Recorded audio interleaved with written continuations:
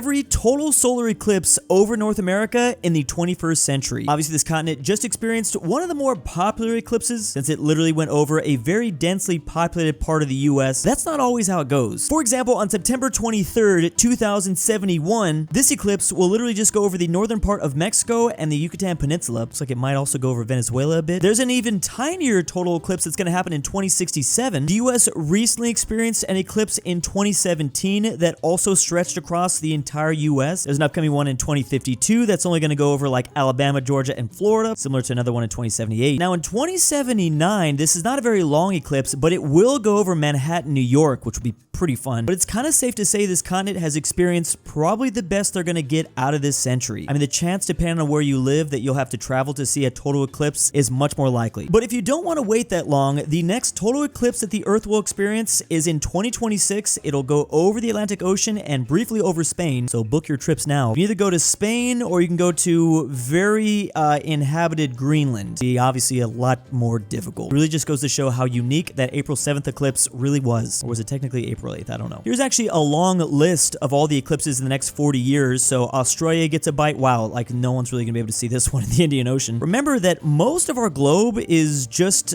like ocean, obviously. And then on top of that, even if it is over land, there's a good chance that nobody lives in that part of the land. Obviously, this part of Alaska is a great example of that. Africa is a very large continent. I guess it shouldn't be surprising they're gonna experience a lot of eclipses. It almost seems like some of these eclipses intentionally avoid all large land masses. Countries that have their own satellite navigation system. In the US, this is known as GPS, or Global Positioning System, but in Russia, they call it GLONASS. In the EU, it's called Galileo. Nice reference there. I actually didn't know that, but yeah, that's why a lot of these EU countries are included in this map. In China, it is BeiDou, so that covers 4 different ones so far. In India, it is known as Navigation with Indian Constellation. India's been doing more and more with their satellites and space programs. And then finally, there's Japan with QZSS. That's an interesting name. Quasi Zenith. This map really only includes 5 different regions, but when you include the EU, that's what really brings in like a bunch of the countries. Obviously, don't forget about French Guyana. This is French territory. I wonder if Galileo works in that part of France, though. China's high-speed rail network overlaid over North America. This one is painful. So if we were as good as China is at building high-speed rail, we would have a station in the easternmost part of Maryland that went all the way down to the northern parts of Florida, could go pretty deep into Texas, and as far north as Alberta, Canada. Now, of course, we wouldn't build our routes like this. You can literally see the outlines of China behind the lines, but it does look like we'd pretty much have almost all the US covered if we were able to build them this fast. Now, to be fair, it's a lot easier for China to get this stuff done. There's a lot less hula hoops they have to jump through, but it still hurts. I just want to be able to go from LA to San Francisco like I was promised. How many more years do we have to wait? US majors from the highest unemployment rates. We're talking college here. So number 1 is art history at 62.3%. Then we got liberal arts and fine arts. There's a surprising one in 4th place, aerospace engineering. Maybe this is why Boeing is falling apart. Then we got my subject, history. Well, I never received a degree for history, but yeah, I would think the only thing you could really do is teach. But actually, that's part of the reason why I'm covering this. Obviously, I'm coming at this from a biased perspective, but you could so use your degree and build a platform on one of the many social media websites, whether that's TikTok or YouTube. I mean, it would be hard to be an influencer in art history, I will say that. But you'd be surprised. I mean, my second most viewed video ever is literally just about flags. So honestly, I think anything is possible. Like, I'm a firm believer that if you're passionate and knowledgeable about a subject, people will watch. Crazy to see physics also in this list. Meanwhile, some of the most employed majors, there's industrial engineering, construction services, medical technicians. Wow, this is under 1%. Nursing, of course, is a big one. Keep in mind, you have to also consider popularity and competition. If a lot of people are trying to go into your major, what's going to bring these percentages up? Well, I guess, except nursing. Everyone wants to be a nurse, and I guess they still get jobs. The best and worst states to start a small business. Apparently, number 1 is Ohio. Insert your Ohio memes now. This is because of a 0% corporate tax rate, a very low state unemployment tax, LLC fee, minimum wage per hour, and then business survival within the first year. Wow, 78%. To be fair, the state of Nevada is very close behind Ohio. It's time to take your Shark Tank idea and move to either Ohio or Nevada, I guess. Surprisingly, my state of California is ranked pretty high here. I wouldn't have guessed that. According to this, the East Coast is a very difficult place to start a small business. I was surprised by Tennessee just because they have 0 state income. The worst on the list is actually our capital. This goes along with my YouTuber rant. Find a way to start a small business with your degree. That is also a great way to go. You kind of need good ideas, and I don't have those. The daily GPS data from the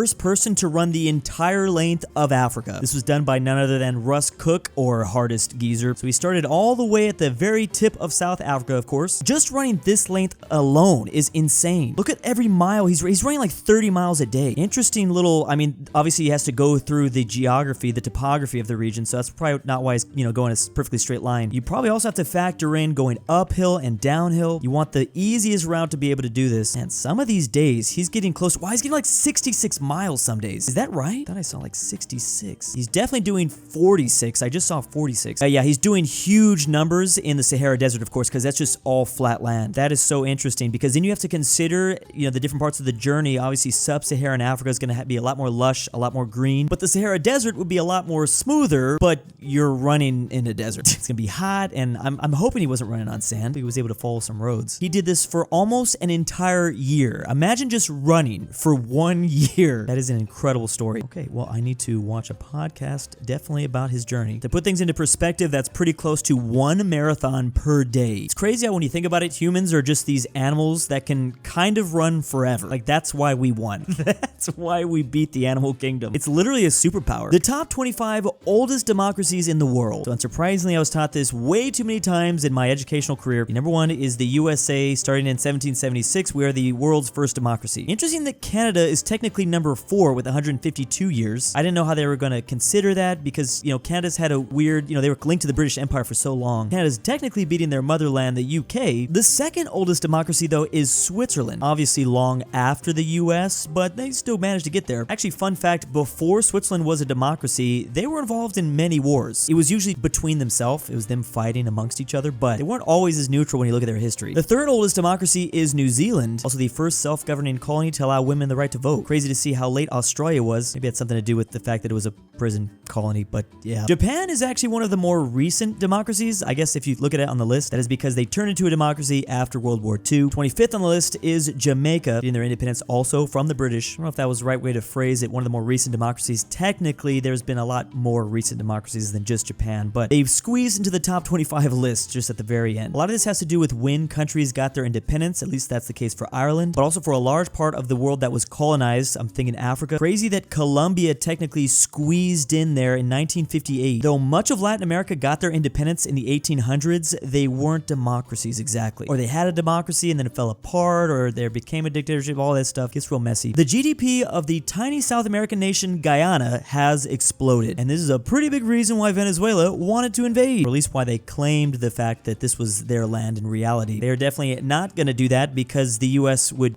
just obliterate them, I think. That's not even an opinion. That's just literally what would happen. So Guyana has increased its GDP by over 180% between 2019 and 2022. It partially has to do with newfound oil reserves. One of my favorite fun facts about Guyana and their neighboring country Suriname, they have some of the highest percentages of Hindus outside of South Asia, which is crazy. I didn't even know that. What is the state of homelessness in America? So every black circle represents either 1,000, 10,000, or 50,000 homeless population. In the city of New York, there's an estimated 88,000, which is technically the highest on the list since LA only has 71,000, but the state of California has them spread all throughout many cities, the north and the south. There's also a lot in Washington and Oregon. Crazy to see a state like Alaska so high on the list. It seems like a very difficult place to be homeless in. But then again, so does New York, but there are ways to obviously find warmth in the winter. I've always done the thought experiment, like if I was homeless, where would I go? I mean, California does seem climate-wise one of the best, because you don't want to be in Florida because of the hurricanes, and you obviously don't want to be in a place that gets too cold. Chicago gets pretty cold. Obviously, Hawaii seems like one of the best. You just got to get out there first. Well, at least Mississippi is winning at something. A guide to show you how far $100 will go. Unsurprisingly, states like California and New York, $100 will not go very far. These are obviously places with very high cost of living. According to this, it is the state of Mississippi and my birth state of Alabama where $100 will go the furthest. I'm not that surprised, actually. Then we got Arkansas, Kentucky's in 5th, West Virginia too. So I guess I should technically start thinking about going and retiring back in some of these places just to stretch out the nest egg for as long as possible. Oh, it's actually Hawaii that is the lowest on the list. So that's a reason why you probably shouldn't be homeless in Hawaii. This shift in wealth distribution by generation. In red, we have the silent generation, or people born before 1946. And obviously, this is dropping because, well, the generation itself is, well, they're not existing slowly. However, here's my generation, millennials. Oh man, I hate when I have to admit that. We still haven't caught up to them yet, but you know, we're getting there. It's actually kind of crazy. The silent generation had some money. That's crazy. The silent generation back in the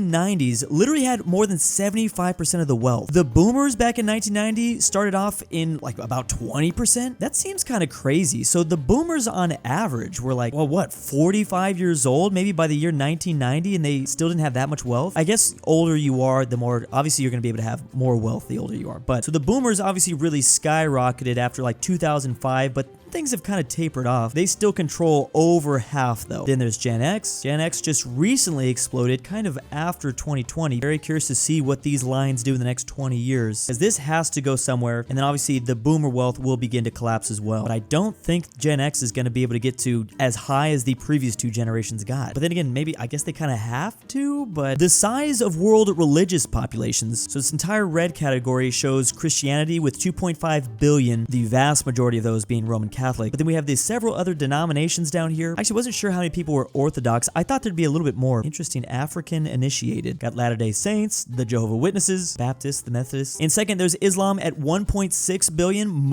Almost all are Sunni. I knew that there weren't that many Shia, but I didn't know it was this dramatic of a divide. I mean, it is like 90% Sunni. Then we have Hinduism. We just talked about that. Most of them coming out of South Asia, but then there is that pocket of them coming out of South America. Hindus still trying to reach 1 billion. They probably will, just because India's population is continuing to grow. We got 500 million following Buddhism. I didn't know that there were different denominations of Buddhism. And then folk religion, the biggest one being Chinese. I really want to know what this other folk is. Is this like people that are still into the Greek mythology? Finally, there's other Shinto. This is out of Japan. Voodoo, there's 60 million people following Voodoo. Sikh at 26 million. Jewish at 15, 9 with Tao. It's crazy. I've heard of a lot of these before. I just thought they'd have more numbers. Can pretty much blame the Civilization games for that, I think. A lot of these icons are more popular. Like, I would recognize these icons, but I thought there'd be more followers. Seems like most people are sharing my same thoughts, that they just expected more, just in general, from some of these. Now when it comes to like Islam and Christianity though, just to add on to that, there's thought to be 500 million or 750 million people that are atheists or irreligious, and the vast majority of those are coming from China. China's the most atheist country in the world, technically, just on a pure people number basis. And big thanks to my patrons this month. Drew, je suis ton père de retour avec le lait, regarde dehors. DoOOCHBAGGINS, Amateur Archaeology, Carmel Saida, Ich kann ohne Dreck Stimme nicht schlafen. Fredrik Tibblin, Henrik Hedlund, DaBeautiful-MEGAN-Underwood,